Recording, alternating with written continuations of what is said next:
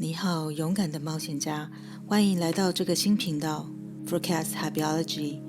今天我们将来看看3月份你的生活中会发生什么。我们将预测分为3个部分：事业、爱情和金钱。在占卜之前会有整体星座运行的讲解，大家可以参考环境的变化来思考自己的决策。还是要提醒大家，塔罗或者占星术预测是普遍性的，也是短期的。人是复杂的，许多因素会影响一个人的生活和命运。这些因素包括我们的经历、选择和个人的品性。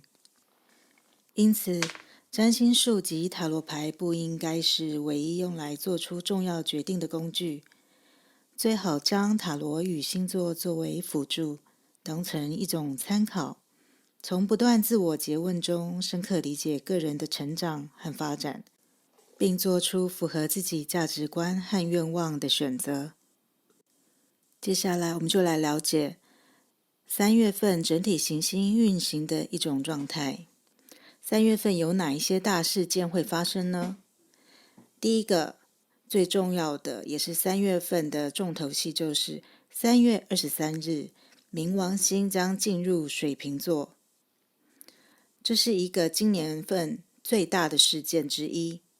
冥王星在星座的周期大约是12到27年左右。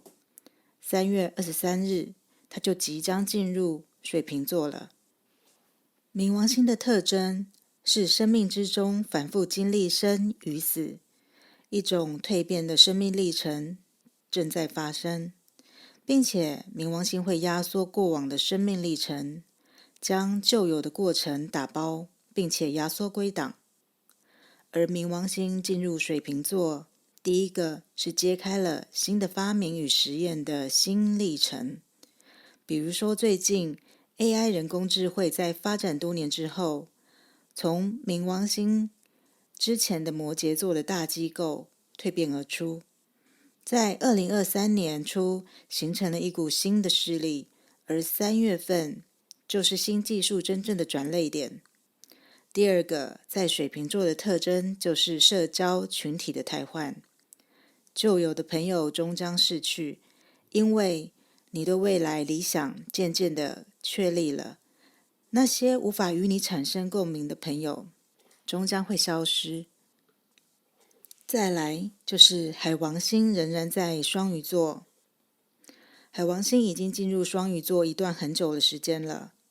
海王星在双鱼座，它带来了一种极度的浪漫，并且也容易带来极度的混乱。这样的配置，它消弭了界限，很容易产生不必要的牺牲。因为过于缥缈，有时过于脱离现实，反而容易产生了对现实的一种幻灭。海王星进入双鱼最好的例子就是 COVID 病毒的蔓延，完全不受控制，并且带来许多人的牺牲。而它将在2026年离开双鱼座，这也就预示着病毒的发展即将到了尾声。土星进入双鱼座，限制了这些病毒漫无目的的发展，让病毒只能在小区域流行。再来是另一场重头戏，3月7日，土星进入双鱼座，人们可能会感到困惑以及矛盾，因为对感情和梦想的需求以及现实生活的限制，两者之间有所冲突。这可能导致人们会对自己的价值观和信仰产生的怀疑与动摇。当土星进入双鱼座时，人们需要能够找到平衡点，在现实和理想之间找到一个适当的平衡。通过这样子做，人们将能够在这阶段获得更多的成长和发展。也就是在一个限缩的框架当中，你必须剪裁自己的想象力，让漫无边际的想象力安顿在一处，才能得到稳定的发展。另外，在3月19日，水星将进入牡羊座。水星进入牡羊座，人们的表达倾向于直接不修饰，并且带有一种好胜心，在做决定的时候也会更加的明快。紧接而来，3月22日，牡羊座新月也将上场，木星也在运行在牡羊座，3月19日也是牡羊座的新月，预告了此时新行动会很幸运，并且容易发展以及扩张。搭配水星也在牡羊座，这是一个少见即知即行实践理论的最佳时刻。所以在3月19号到冥王星进入水瓶座的一个时刻，大家立定一个新目标吧。以上就是3月份整体行星运行的一个对社会以及对你个人的一个影响。那么3月份的占卜总共我给出了5个选择，从左到右分别是1、2、3、4、5。因为我用了不同的塔罗牌，所以大家可以按照自己的直觉和花色来做一个选择。大家请静下心来想一想，哪一个选择是主要的选择？你也可以再选一组作为辅助。这边可以请各位朋友按下暂停键，思考一下。我也会放一段冥想的音乐，帮助大家厘清自己的选择。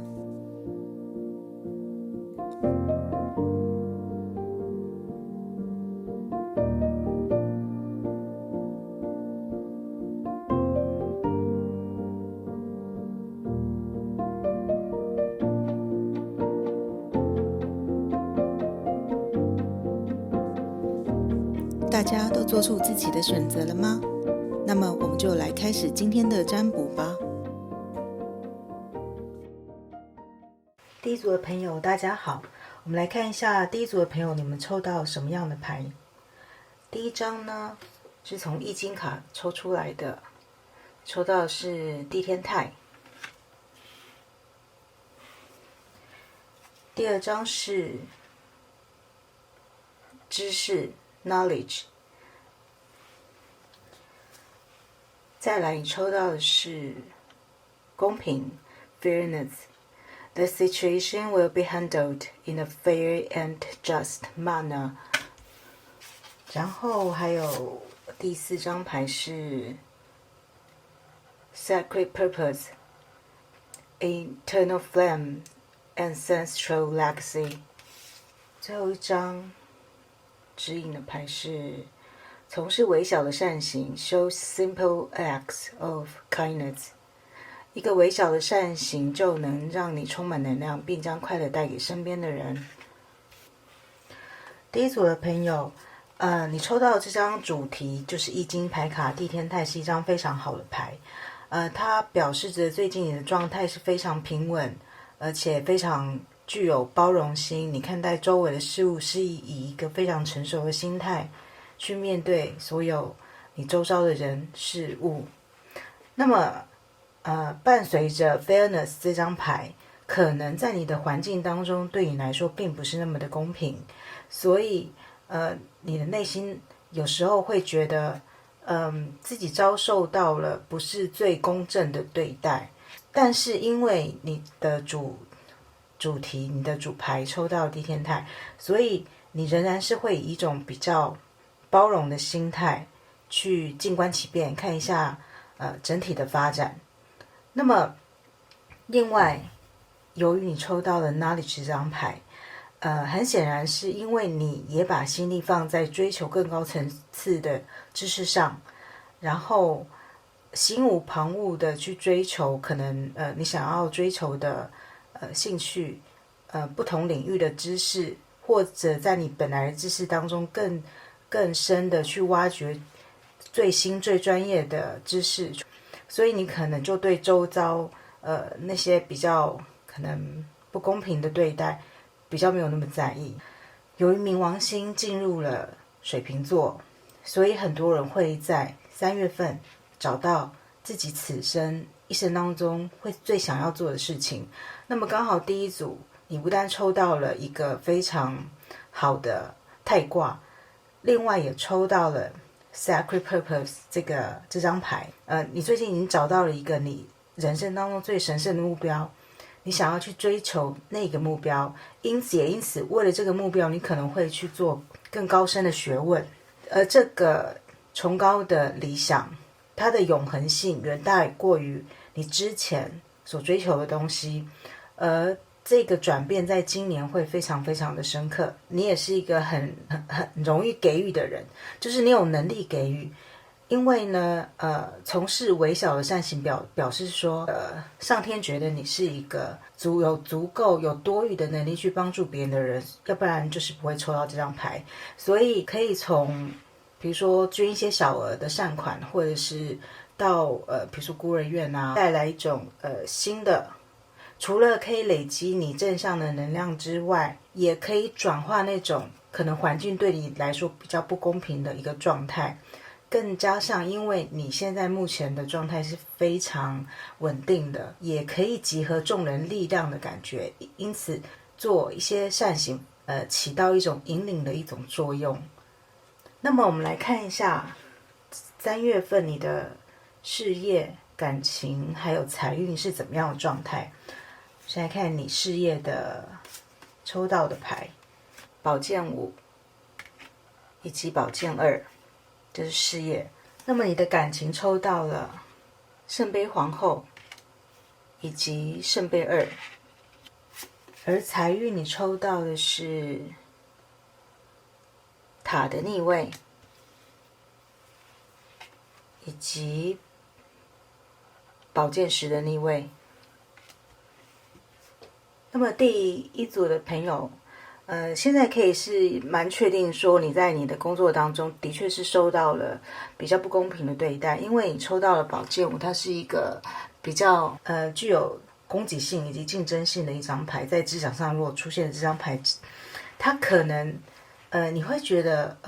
是不是有人盗取了你的 idea 或窃取了你的一些功劳，然后只留一些给你，而不是你整个你应得的部分。这件事情的确是发生了，但是因为你的个性已经到达了某一个层次，所以你选择先按兵不动，看看事态会怎样的发展。这个让你觉得不公平，有可能是女性，但是呢，有其他的力量让你就是拉住你，让你不要去冲动的做一些反应。另外一个，在这所有的牌阵当中，风元素出现的非常的多。那么宝剑5，它是金星在水瓶，然后宝剑2是月亮在天秤座。因此呢，它的确讲一个是很有趣的是，这边水瓶座转化的能量非常强，但是因为你用金星在水瓶，你用一种比较换异地而处，就是换位思考这样子的态度去面对了你在工作上所遇到的一些难题。月亮在天秤座也表示说，你在内心当中试图取得一个平衡，希望你跟别人关系是对等跟彬彬有礼的。因此在处理这件冲突上，你比较倾向用一种包容的态度，情感上比较包容的态度，你的竞争对手或理性的态度去跟他们沟通，或者是暂时看一下他们是不是意图是不是这样。但是我还是很想看一下这样子的状态会不会好转。我帮你抽一张，帮你抽牌出来了，是神。结果呢？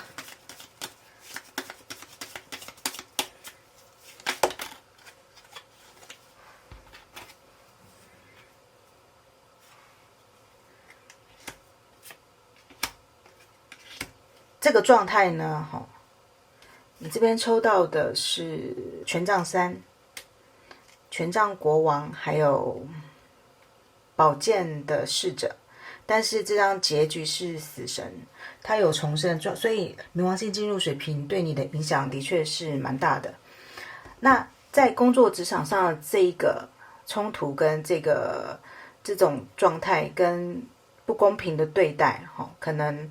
到最后会走到一个需要改变的一个状态。他可能已经有点，或许你心里也已经知道为什么你想要静观其变，因为已经大概已经习惯了，已经冷眼观看一切那种感觉。然后加上抽到的结果是死神牌，所以呢，很可能在这个组织或在这个公司，你其实已经知道最后的结局跟状态，但是因为你已经找到一个新的神圣的目标，你已经在为你的将来做更高的知识的准备，所以解决方法权杖三、权杖国王跟宝剑侍者，它代表说你可能会跳槽到一个新的地方、新的工作地点，会有拿到新的 offer， 会有新的工作机会等着你，甚至你会出国，你计划出国，因为这个地方现在这个公司组织或甚至家里状况都已经不再适合你了，也非常有行动力，所以你才会去主动的获取这些知识，主动的去跟自己对话，去发掘更高的、崇高的目标，从更高尚的目标。所以在工作的情况，3月份可能会面临一个转折、转捩点，一个毁灭跟重生的一个状态。但是你本人的状态是非常好的，这点是毋庸置疑的。你大概已经学会去包容这整个不公不义，或者是你已经可以很平常心的看待这一切。那么我们来看你的感情，可以说是非常非常好。圣杯皇后跟圣杯二，或许个人的品性跟品质已经到达了一个蛮高的程度，你大概也已经知道为什么人会这样子，为什么会有竞争，为什么在这样子的组织当中会遭遇到这些事情，外部的环境为什么会不友善，其实你自己内心当中也都有了很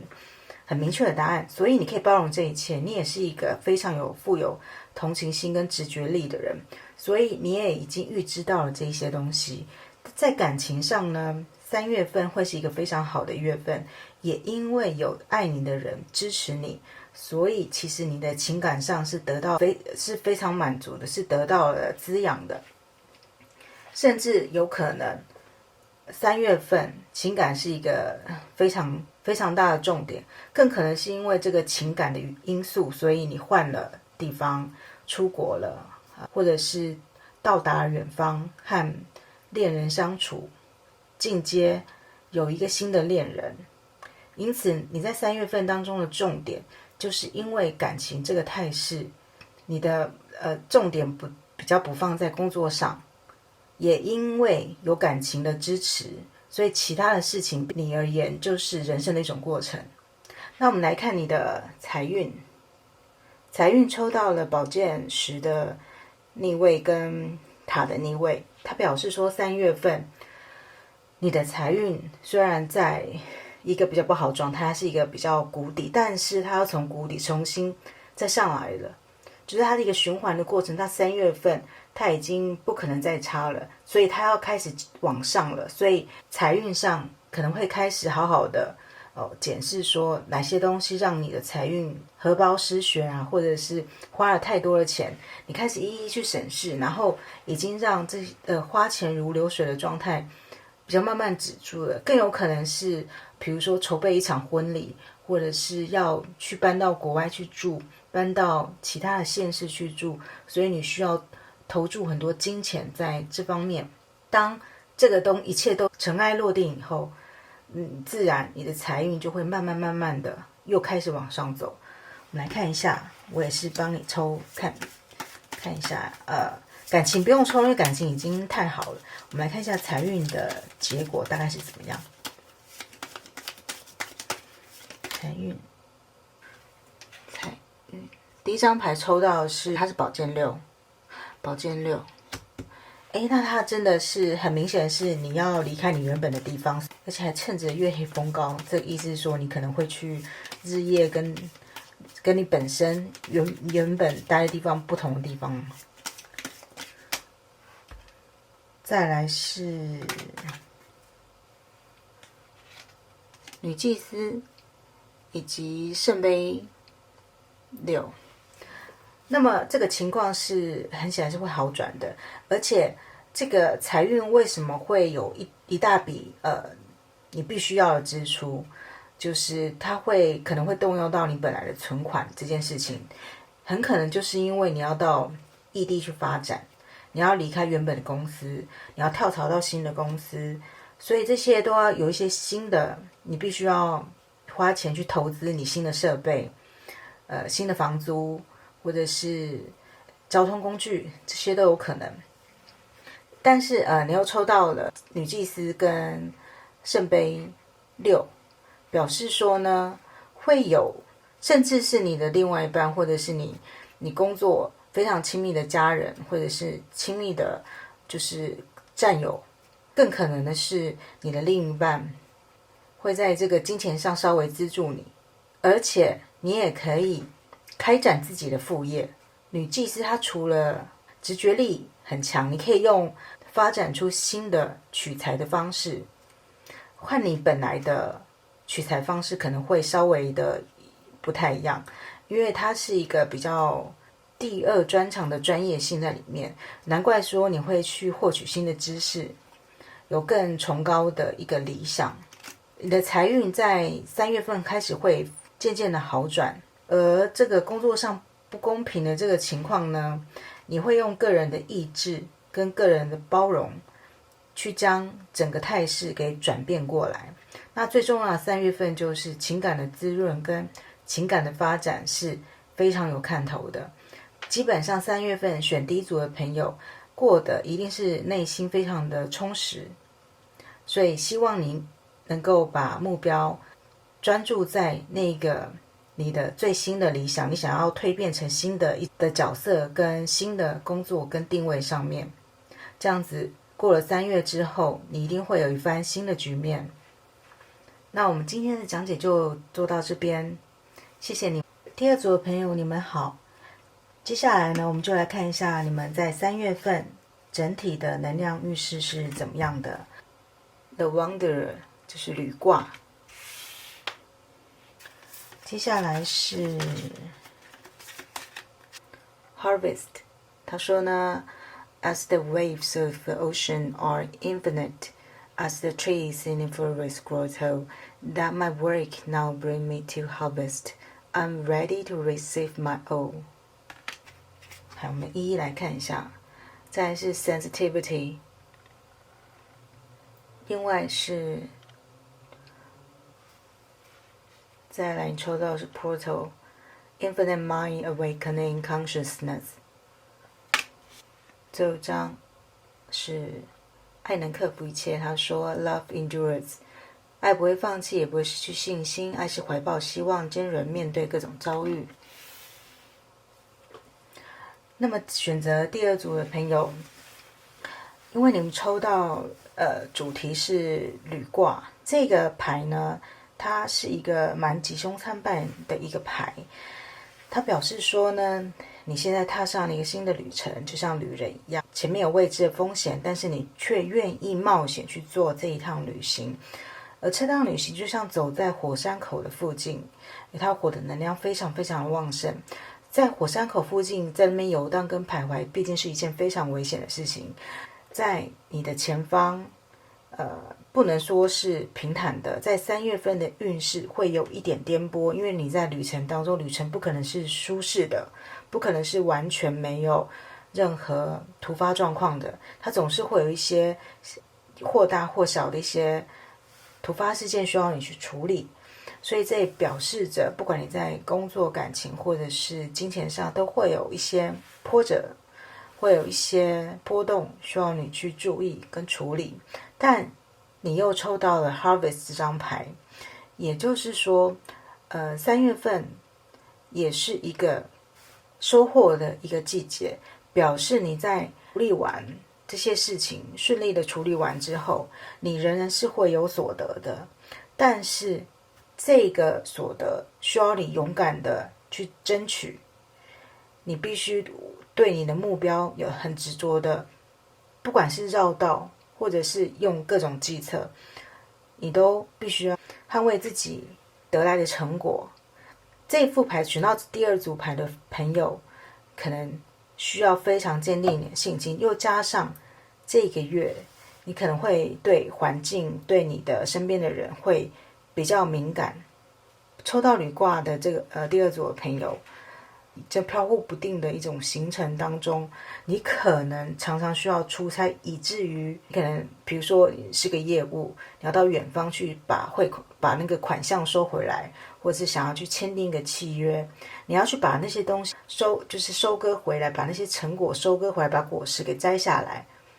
你必须要到一个远方你不熟悉的地方，所以你对环境、对水、对食物、对气候都会有一些敏感。因此又加上是履卦，所以你可能3月份会有出差、旅行这样子的一个状态，而且这个旅行可能不单是工作上的，也有可能是3月份你可能会春天的季节，例如说去日本，然后就花粉症，这是非常有可能的。所以它也预示着你这趟旅程会有一些让你稍微比较不舒适的地方，但是你会在这个旅途当中仍然收获很多，但只是要有耐心的一件去处理发生的事情。那么你又抽到了 Proto， 这个旅行会为你打开一扇窗，而且这扇窗不是一个物质上的，是一个比较像心灵上的窗。所以如果是工作的话呢，你可能会见到新的人事物，让你大开眼界，让你觉得这些人这样做事情可以让我好好的效仿，我也想要像他们这样做事情，帮你打开了一扇门，让你看见不同的人是怎么样做事情。你的收获可能就是在于做事情的方法，或者是客户，或者是看到对方上司怎么样让你大感惊叹，大感佩服。那如果是去旅游的人呢，他就是会滋润你的心灵，觉得这趟旅程真是太值得了。他会洗涤你的心灵，让你整个身心灵都重新受到了震动，让你重新获得了一种新的元素、新的感觉、新的冒险，以及例如说你因为这个疫情的关系已经好久没有出门了，这样子出门一次让你觉得又回到以前那样子，可以冒险，不知道这个旅程会碰到什么好玩的事情，这样子的一种期待的感觉，到新环境当中旅游的感觉，会让你觉得非常的身心舒畅。那么爱能克服一切，这指的是说，因为这个旅途它并不是会一帆风顺的，所以当事情发生的时候，当一些波折发生的时候，你一定要告诉自己说，爱能克服一切，学着包容这个火车误点、公车误点，你要心平静气。原本已经旅途上会有一些波折，不要再让自己的太过敏感去让这个不确定性更加的火爆，就是更加不快，而是应该把它变成是如果火车误点了，搞不好这个误点的火车会让我碰到新的人事物，会让我碰到惊叹的人事物，以一种转念的方式去看待你即将到来的一场冒险，3月份的冒险。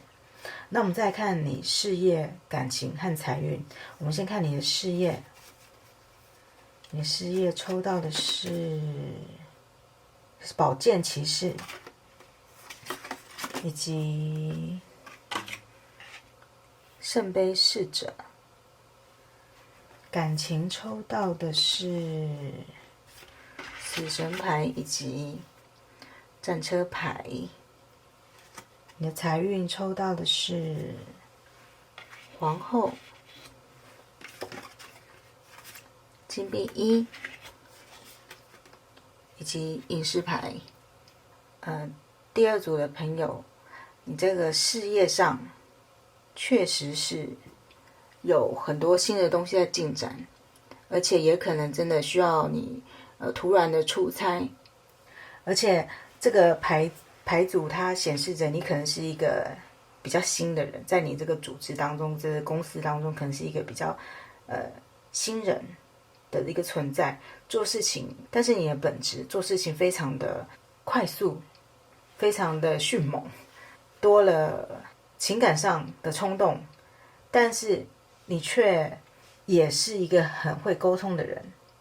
因此在工作上呢，3月份是一个蛮好的，就是你可以学习到很多新的东西，看到很多新的东西，跟很多形形色色的人沟通。它更昭示着说，你的确是有非常多的机会可以去出差、签约新的小组任务，需要你去完成，或者是更有可能是晋升了，你需要带新人，这也是非常有可能的一种状态，就是新的人在春天的时候来到你的公司，你必须要带他，然后你就必须要跟他做很多很多的沟通。但是在工作上，以3月份的运势来讲是非常不错的，不会有什么很大的让你觉得无法胜任或出乎意料的事情。但是呢，我们来谈到感情上呢，因为死神牌以及战车牌，你其实在三月份的时候，很不好意思的告诉你，可能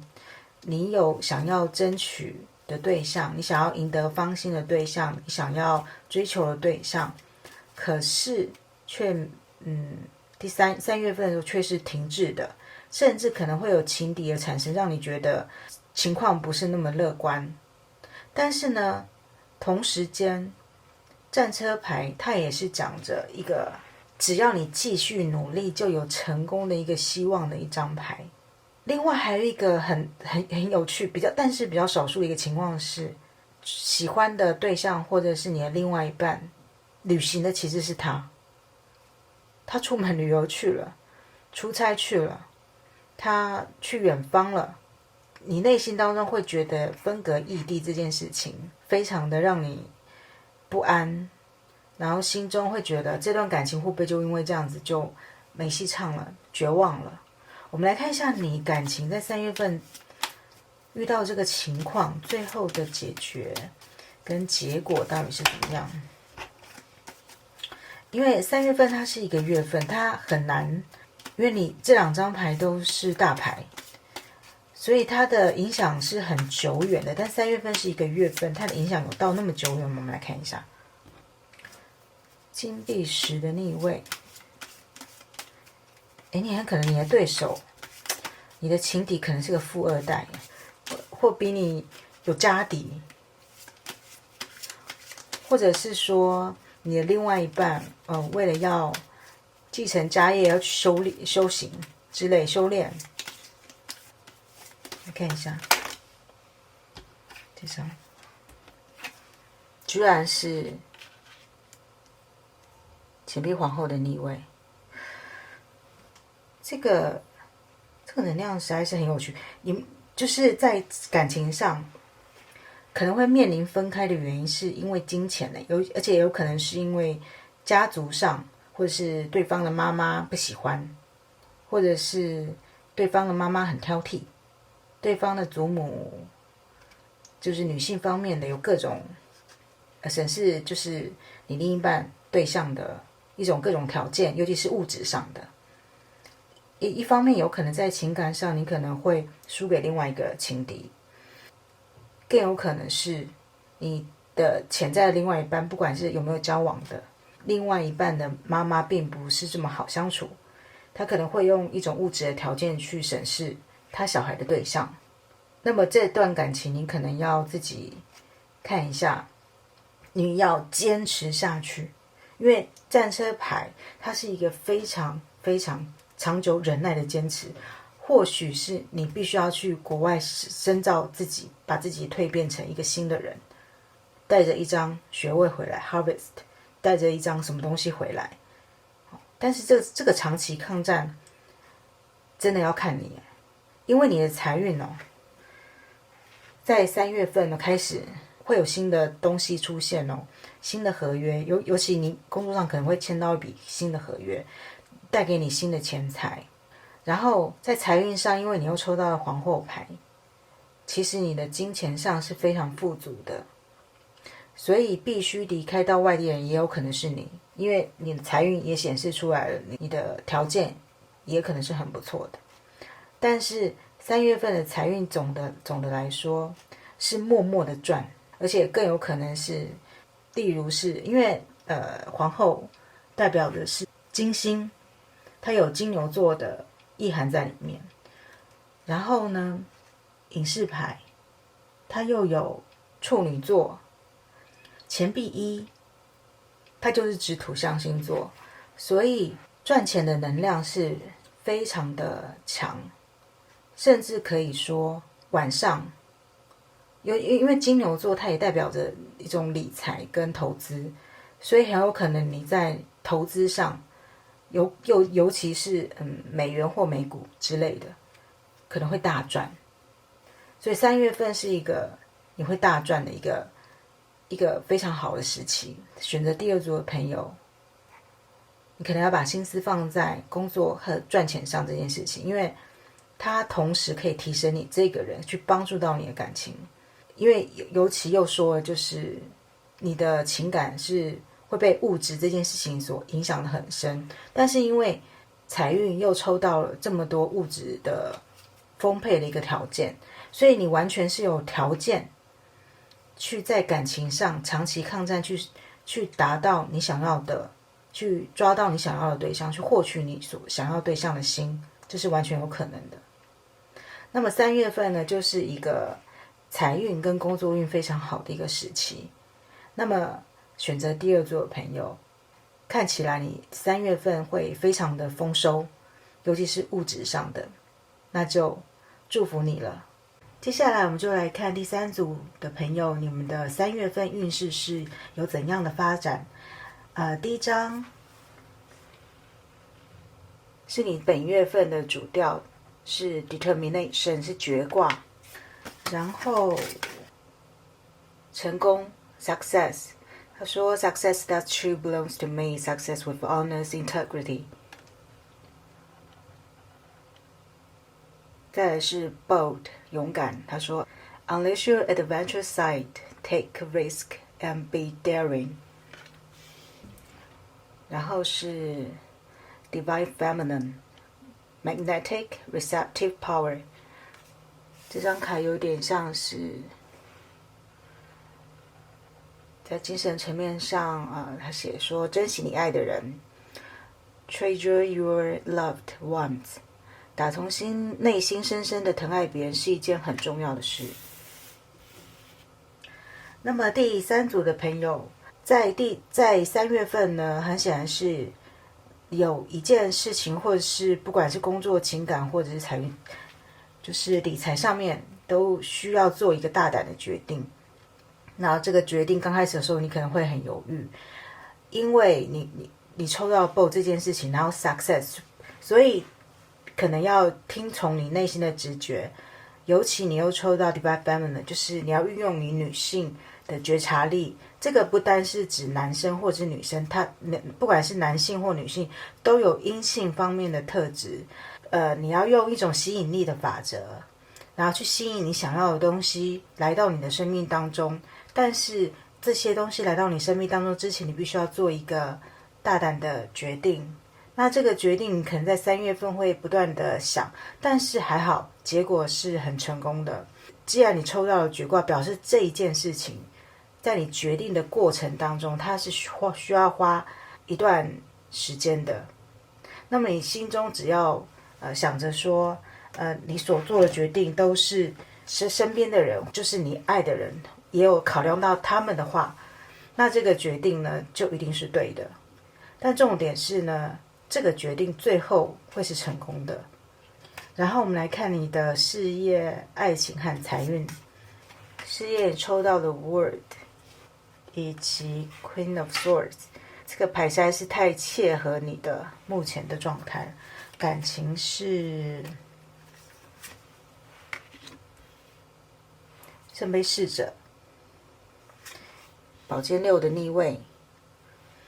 还有钱币3的逆位。那么你的财运抽到的是隐者牌、恋人牌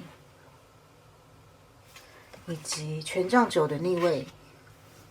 在事业方面呢，我想你3月份最大的成功应该就是指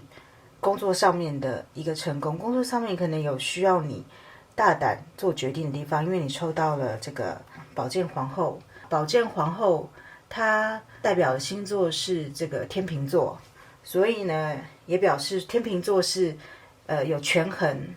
的意思在，也是表示说你一定有一件事情需要去做决定，这个决定你会做得非常明快，因为你有这个大胆的特质，又有这个女性的一种比较沉稳的力量，做下这个非常重要的决定。那这个决定最后一定是很好，因为你抽到的 word 很可能说你决定要往海外发展，整个公司或整个团体当中你处的环境当中一个对大家都有利的一个决定，但是这个决定一定是比较高层次的，它不是那么个人的，所以你做了这个决定呢，会让你的环境当中产生这个欣欣向荣的一个状态，它是一个接受性、包容性比较高的一个决定。3月份的工作运势是非常好的，它的结果是好的，但当然你要收集很多资讯，去权衡利弊，再下这个决定。那么谈到这个感情方面呢，圣杯侍者以及宝剑6的逆位，金币3的逆位，情感当中可能会，虽然你有想要发展的态势，但是你等待的能量比较多。通常在3月份的时候，你可能因为大部分的心思都在工作上，所以在感情当中你也只是就是想想而已。你可能过往有一段感情，或者是有放不下的人，你还是停留在那样的回忆当中，走不出来。另外一个呢，金币3的逆位也表示说，在这个月份上，在情感上你是比较不容易和别人合作的。例如你可能，如果你有另外一半的话，你可能很难跟他讨论工作的事情，或者是讨论说对你们的关系比较有建设性的发展。很多事情只停留在想想的阶段，还在萌芽的状态。这个情感的状态在3月份是属于比较青涩的，是属于比较多奇丽的幻想，而不是真正有实践的力量在。看起来就是第3组的朋友们，你们可能把很多的力量都放在工作上面了，或者因为工作而影响到了你现在的情感状态，就是你没有太多的心思放在感情上，所以3月份的感情比较像是想想而已，或者是停留在过去而没有向前进的一个动力。那么我们谈到你的财运，在财运上抽到了隐者牌，还有爱人牌，以及权杖9的逆位。这部分呢是说，在花钱这个态度上，你可能会把比较多的钱花在你喜欢的东西上面，例如你有什么兴趣跟爱好，你会默默的在不让别人知道的状态之下花了一笔大钱，这会对你的财运呢造成一定的负担。虽然没有到很严重，可是大家可能会不知道，这是一种秘密的花钱状态，就是你突然很想买相机，突然很想买手机，买一些设备去提升你的设备，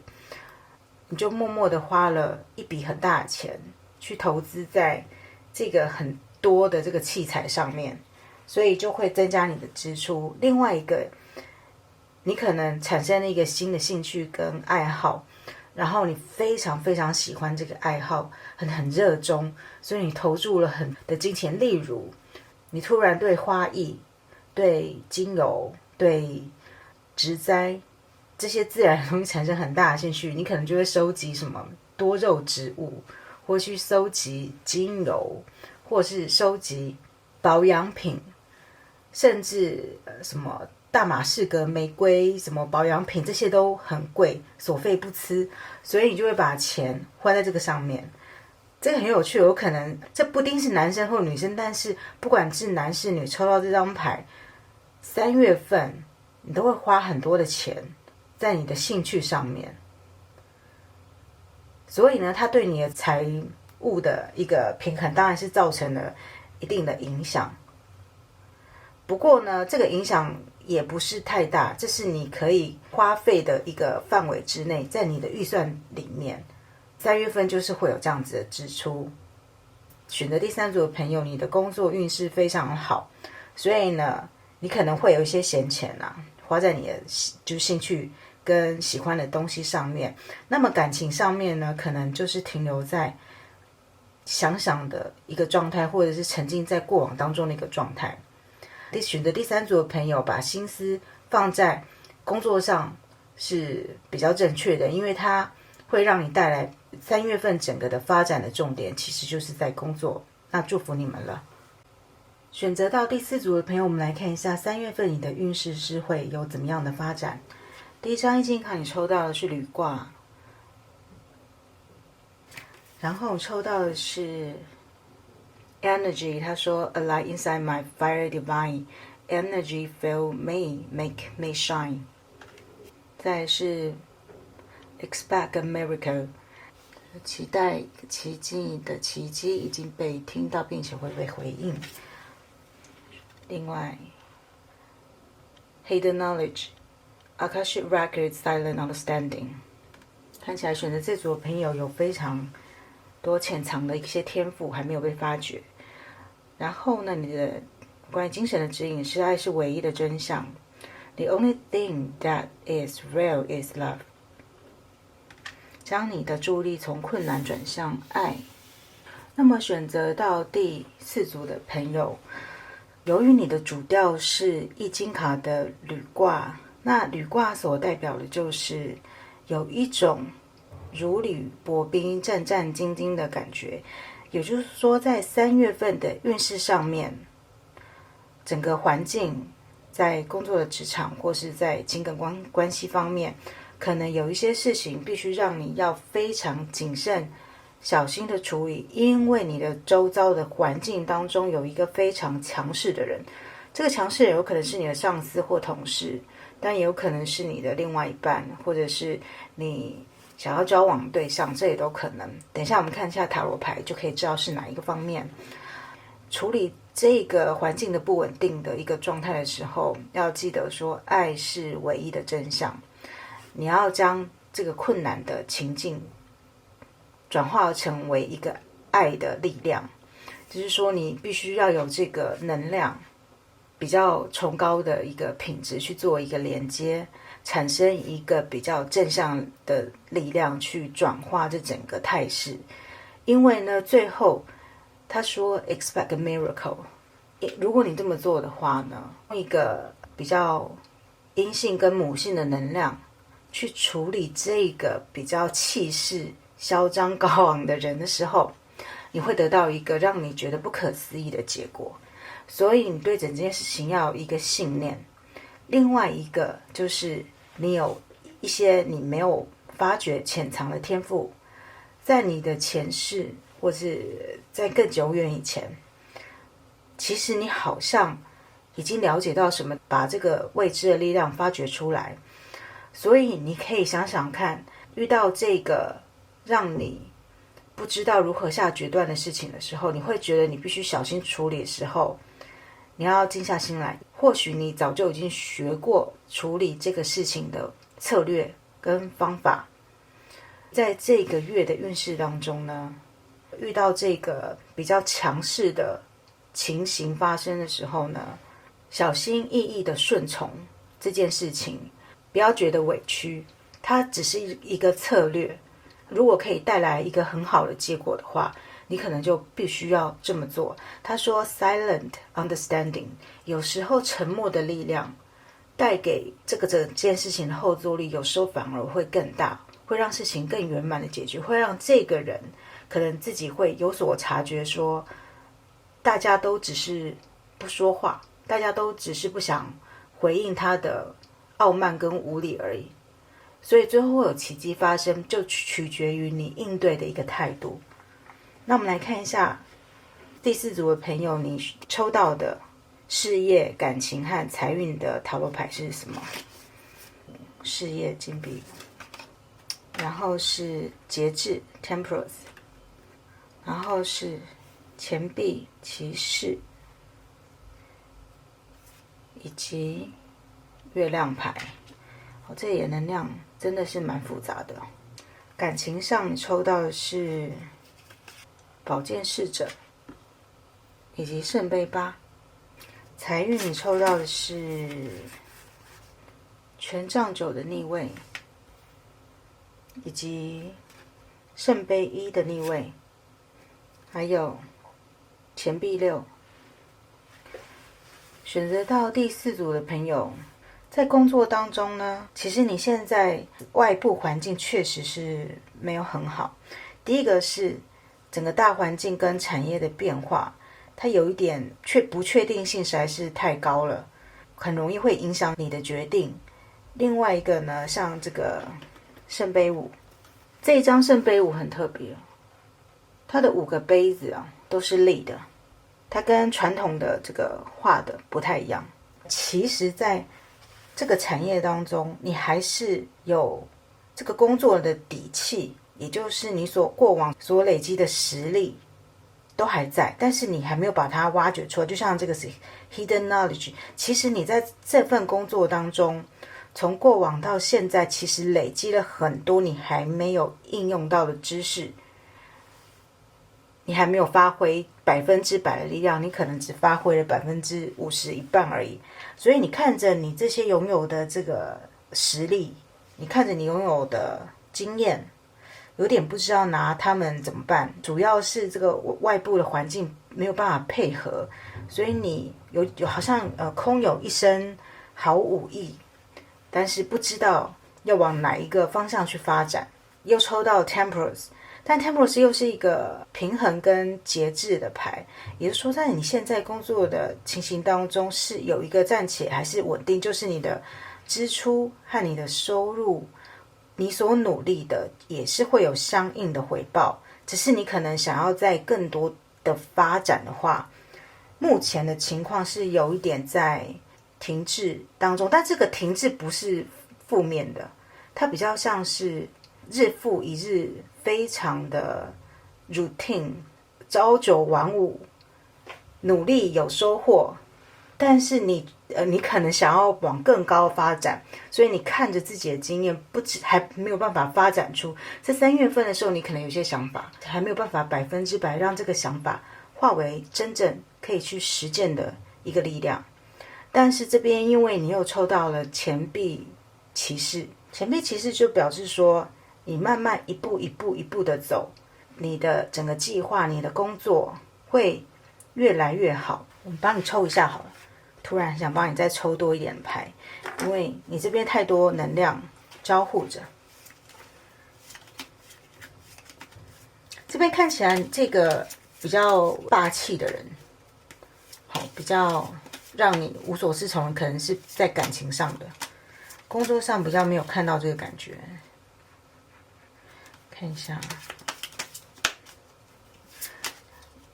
选择到第4组的朋友们，你们的工作情况比较像是你在一份稳定的工作当中，但是又有想要寻求突破这样子的一个感觉。你想要往更高地方的发展，环境会让你有所警惕跟害怕。我们看一下你继续待着会有怎样的发展。圣杯一，权杖8的逆位，以及教宗牌的逆位 Hierophant 的逆位。这样子可以看到选择第4组的朋友，你对你的工作其实是蛮有热情的，可是事情却进展得很缓慢。另外一个就是现在能够帮助你突破这个事情进展很缓慢的一个态势的人还没有出现，条件还没有俱全，也就是说还没有遇到一个真的关键性的人物能够让你在这个缓慢的过程当中能够加速你的进展。这样子的人事物的条件还没有搜全，可是你对你现在所做的工作是还蛮有热情的哦。这看起来很像在公家机关或者是大公司里面的工作的一个感觉。因为你抽到了钱币骑士，但是又是权杖8的逆位，就是东西就是快不了，你这份工作就是快不了，它就是日复一日的会有一些琐碎的事情需要你去处理。待在目前的状态，其实你喜欢，然后如果也很安稳的话，你可能3月份就可能要保持这样子慢慢的节奏去，就可能要接受慢慢的发展这件事情。那我们再看到你的感情方面，感情方面你比较像是一个新手，遇到了一个你的对象，可能是或者你喜欢的人，或者是你周遭的人，可能是一个情绪难以掌握、比较暴躁或者是比较跋扈的人，你的情感对象，不论他的年纪比你大或比你小，看起来是比你大，都会有这样子的状态，你很难去捉摸到他的心思，他好像比较沉浸在自己的世界里面。所以选择到第4组的朋友，你的感情在3月份当中的时候，你有点无所适从，因为这个人会让你觉得你好像做什么都不是很对的，然后你做了什么开心取悦他的事情，可是你也得不到相应的一个什么热情的回报，也都没有，就是一个比较沉浸在自己世界的人。另外一个状态是，可能如果你们已经在一起，另外一个人一直忙着打电动啦，然后沉浸在自己兴趣当中啦，无视与你的沟通，可能你请他做什么，或两个计划去做什么，他都沉浸在自己的小世界里面，然后你也不知道到底哪里不对。履卦呢，比较可能在指你感情方面的，这时候就是我们刚才说的，你必须要用一种阴性的能量应付这个难搞的人。这个难搞人不是你，是你的周遭的人，然后还是用一种鬼灵精怪，因为这个宝剑侍者它的代表就是风元素，你必须要用一种很灵活的方式去应对这个情绪比较多变的人。看这个人的感觉比较像是双鱼，有双鱼特质的人，尤其土星在双鱼第4组的朋友，这个关键字出来，土星在双鱼，由于3月份的时候双鱼座进入土星，本来那个你的另外一半或是你面对的人，他本来可能是一个很有艺术能力有各种想象力的人，但是他可能不是你的问题，而是他在3月份的时候突然觉得他这个想象力灵感发不出来，被限制住了。他的不管是工作，或是他不管是写作创作，或者是他工作上的一些灵感，他觉得他被限制住了，所以他一直在沉思，这不关你的事情，就是他，但是他影响到你的感情，因为你会觉得你怎么会变成这样。这就是土星进入双鱼座，然后你是那个被波及到的人，不是被直接，而是它影响到了你的另外一半，或者是你想要追求的人，或是你有兴趣的人，所以会让你觉得忐忑。但是你这时候就是用一种灵活的态度去面对它就好了。我们看一下过了3月份会不会好一点，帮你看一下。宝剑3跟爱人的逆位，哇，这个情形难怪我觉得你自己可能会受不了这个状态哦。在3月份的时候，他的表现或是你在乎另外一半的表现，真的会让你觉得很不 OK， 让你觉得你付出了却没有一个相应的回报，这个感觉。所以那种恋爱的感觉、热恋的感觉全部都没了，让你觉得有点挫折。选择第4组的朋友，在感情上面呢，真的是就像前面讲的如履薄冰哦。那我们就期待4月份调整自己的心态来面对了。那我们来看你的财运有什么期待的事情发生。选择第4组的朋友，你3月份的财运比较像是说你开始渐渐有点懂得金钱的运用这件事情，就像是工作上的节制牌，因为节制牌是一张大牌，它是有进有出，有努力有回报。也就是说在财运上你开始渐渐有一点点了解说，钱不是全部都拿来存起来，就是你也会接受别人的帮助，带来一些钱财的可能性。你可能会接受到新的讯息，接受到一些比你地位高人给你的一些资讯，其他的管道拿到一些资讯。第四组人其实你很想发展副业，开始觉得你不能够死守着你的存款，所以你也会为你喜欢的东西多花一点钱，花钱买一些保养品来犒赏自己，花钱买一些身体健康的疗程来疗愈自己。你不再死守着全部的金钱，就像守财奴一样，没有。你开始懂得，不但要存钱，也要懂得怎么花钱。在财运上不能说是赚很多钱，但3月份是一个你开始明白金钱运用的一个月份。你开始知道说，为了你的生活，为了你的理想，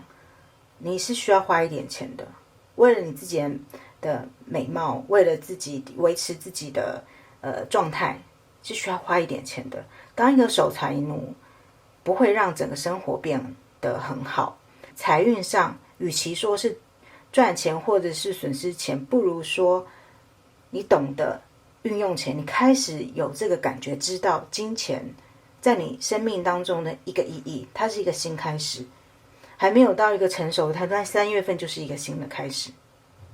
那么选择到第四组的朋友，这就是你所有的讯息，希望你3月份能够过得非常快乐。选择到最后一组也是第5组的朋友，我们来看一下3月份你整体的运势有怎么样的发展。第一张易经卡你抽到的是顶卦，抽到的是 Bright Future， 他说 Stop worrying, everything is going to be fine。 很多火象星座的朋友选到这组牌哦。Innovation 就是潜藏在你内心的力量是 New Creations。Destiny 他说 What I should need to know, oh, as I work, shall now be shown。 最后一张牌指引牌，他说 I love you， 我爱你，这句话非常重要。那么选择到这组牌的朋友们可能以火象跟风象居多，尤其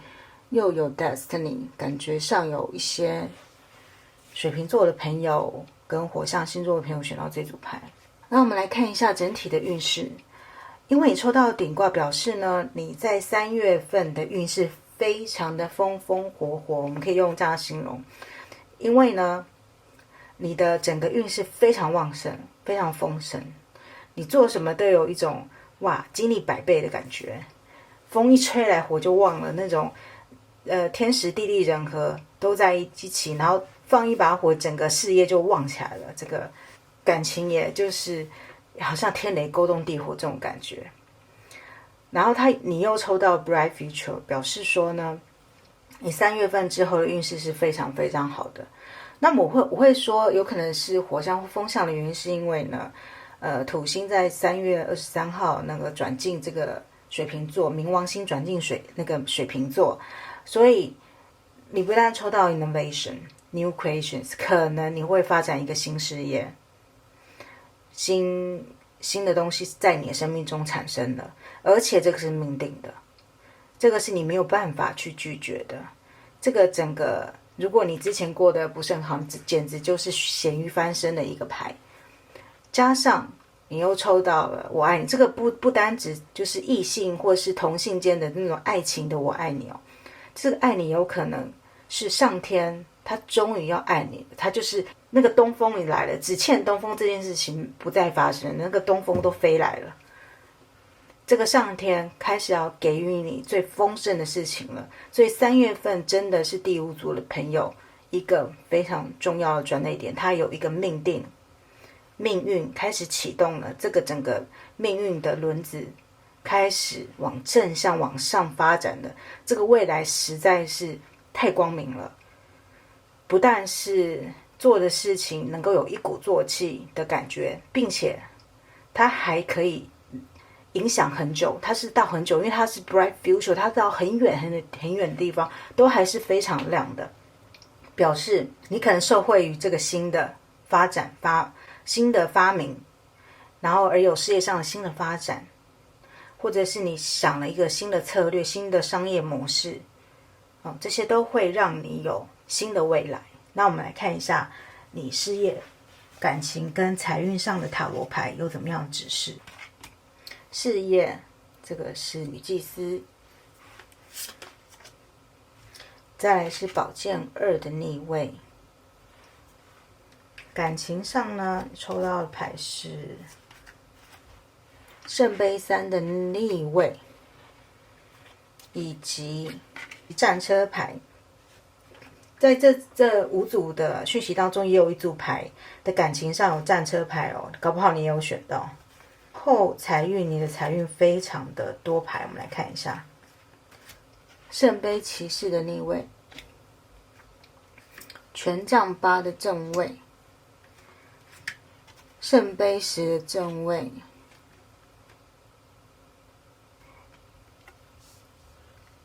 以及吊人牌的逆位。选择到第5组的朋友，在工作上呢是一个非常好的发展，因为你开始懂得运用你的直觉，运用你潜藏在内心的知识的力量，开始去创造一些东西，并且懂得一些平衡你工作上的一些技巧跟技术上的东西，它是比较偏向技术的，就是你在工作上的智商其实蛮高的哦。所以你有可能是工程师啊、研发人员啊、创意人员啊、企划人员，这些都有可能。然后呢，女祭司代表着这种处女座啊、月亮啊这些的能量，所以你的直觉是非常非常强的。因为你又抽到宝剑2的逆位，表示呢，你已经不再等待了，你已经不让你周遭的环境或工作环境影响你的判断，影响你的发展。你要开始坐而言不如起而行，你开始动作了。之前你可能会有一种乌龟缩头的心态，想说不要看就看不到，但这个月没这件事情。3月份开始，就是你开始展现你内心当中你头脑里面真正美丽的智慧，你打磨的你的技巧，你的专业的工作能力开始前进，开始发展，开始走向你那个道路。所以3月份像是比较像一个准备期，尤其又是在这个大牌是第2，才刚开始没多久，可能你想要做这件事情才没多久，但现在工作上比较好的一个状态。但我们看感情上就有一点比较伤脑筋，因为你抽到顶卦，又是圣杯3的逆位，以及战车牌，表示如果你有另外一半，有人可能在追你的一半，或者有人又倒追你，不一定，就是它还是有一个三角恋的关系在里面。你可能会有种苦恼，就是尤其甚至这个情形有可能是2个好朋友喜欢上同一个人，这个在这个牌组的组合当中非常容易是这个情况。可能你们一群人玩着玩着，没想到有2个人同时喜欢上另外一个人，这个是这组牌最大的含义。所以它产生了一个很强很强竞争的态势，你必须去赢得这件事情。但是反过来想，如果一个感情要这么用力才能去赢得，那是不是你真的想要的东西？你可能要思考一下。我们来帮你抽一下，如果是竞争的关系，或者是你在追求别人，遇到很多不同的竞争者，当然他长期抗战是有可能成功的，但是你想要问一下，如果你现在的心思放在工作上，那么这样子值得吗？这是一个很重要的，帮你看一下。跟财运抽到一样，吊人牌的，哇，吊人牌逆位跟权杖7，哇，你看起来是比较像你抢了别人的另外一半，是不是？有这个感觉，怎么有种千夫所指的感觉？就是需要捍卫你的爱情，在这个3月份的时候，你可能就豁出去，你铁了心，你就想这么做，你的意志力太坚强了，你就是要这么做。这个火的能量太强了，你这个牌根本有一意孤行的这个感觉在，但它是不是好的？这很难讲，这真的是取决你的意志力。它是一个你坚守在那个位置上，你还是非常有大的成功的机会，只是要意志力要很强。